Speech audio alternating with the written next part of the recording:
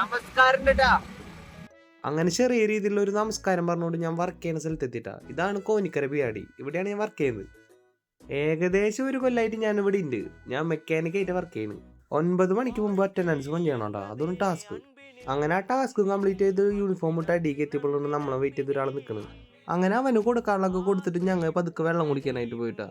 അങ്ങനെ ഒരു 9-9:15 ഞങ്ങളുടെ പണിയോടെ സ്റ്റാർട്ടായി. അങ്ങനെ പണി ചെയ്തുകൊണ്ടിരിക്കുമ്പോഴാണ് നമ്മളൊരു വിളിച്ചത്. പോയി നോക്കിയപ്പോൾ കണ്ടത് ഇതാ. പിന്നെ ഞങ്ങളെടുത്തു ഒരു ക്ലാസ്. ഇതാണ് എൻ്റെ ആശാൻ അനേക്.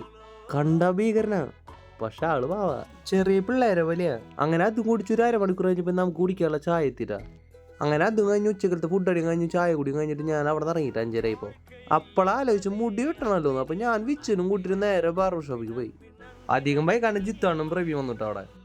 അങ്ങനെ മുടി കാര്യങ്ങളൊക്കെ വെട്ടി കഴിഞ്ഞപ്പോഴാണ് അമ്പാടിയെ കുറിച്ച് ഓർമ്മ വന്നത്. ഗായ്സ്, ഞങ്ങൾ അമ്പാടിയുടെ കളി കാണാൻ പോവാ. എല്ലാരും കൂടി നോക്കി കൊറേ പേരുണ്ട്.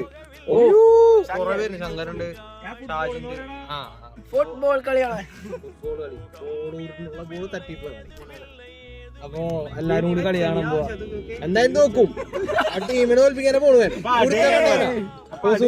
അവിടുന്ന് അവിടെ പറയുന്നത് ശരി. നമുക്ക് അവിടെ തിരി കാണാം ഗായ്സ്. കേട്ടില്ലേ? അപ്പൊ ഞങ്ങൾ എല്ലാരും കൂടി ചേറ്റോ ടർഫിലെത്തിട്ടാ. അവിടെ എത്തിയപ്പോഴാണ് ഈ അംഗം കണ്ടത്.